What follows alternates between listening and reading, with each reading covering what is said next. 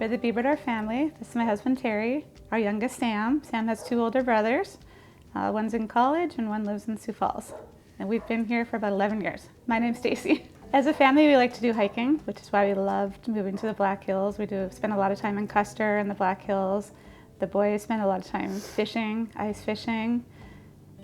Terry, Sam, and his middle brother, Cole, have all been in Taekwondo, and our black belts are higher in it. We do a lot of outdoors, a lot of outdoor things. I go to the Douglas High School.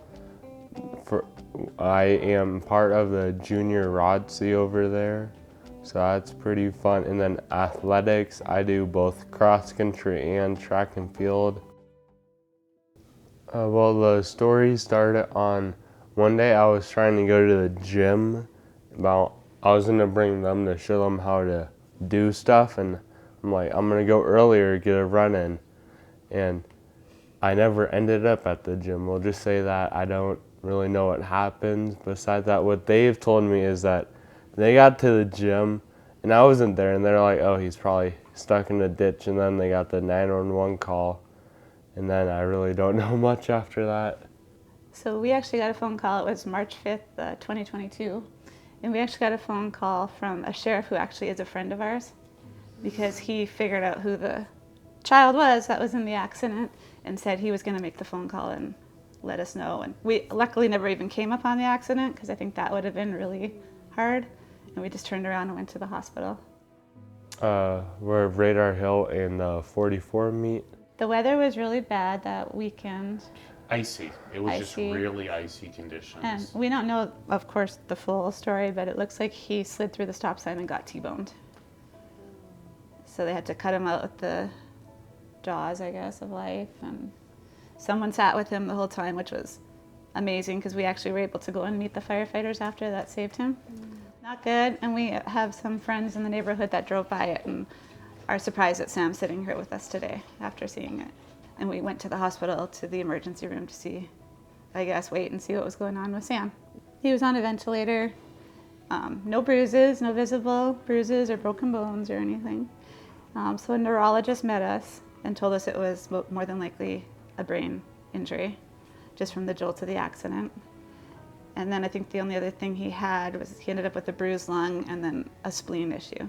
So after they did all the testing and figured out it was with his brain, he was sedated, and they brought him up to the PICU. So then it took, what is it, EEGs? Yes. Just to see if he had brain activity. And they told us that it was a traumatic brain injury, between mild and severe, but more to the severe. He didn't have any brain bleeds as far as we know. We ended up being in the PICU for 11 days.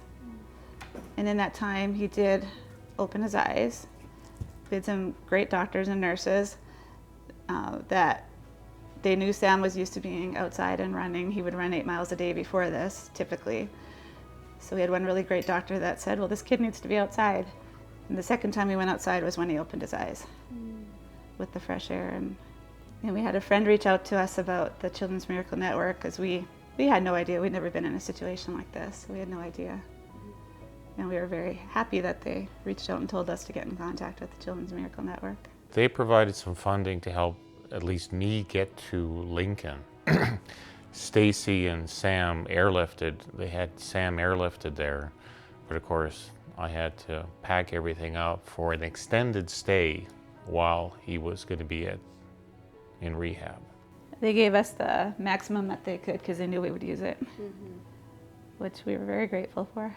Sam's recovery was very fast and very positive, so insurance kicked us out after 3 weeks. Sam had to relearn everything. Once his brain turned on and he woke up, he had to learn how to shut his brain off, essentially, because he couldn't sleep.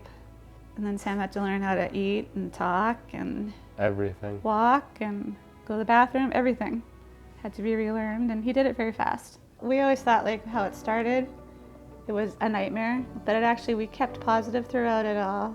And the support that we received from the community, from friends, from people we didn't even know has been amazing.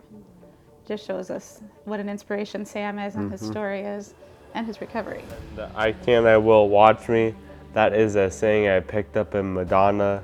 You know, I can, I will, watch me. Should donate definitely because it helps with everything, you know, helps with travel expenses and helps with therapy equipment and whatever they may need. They provided support we didn't know was there. Definitely feeling blessed that I made it through what happened to me and hearing how bad it was.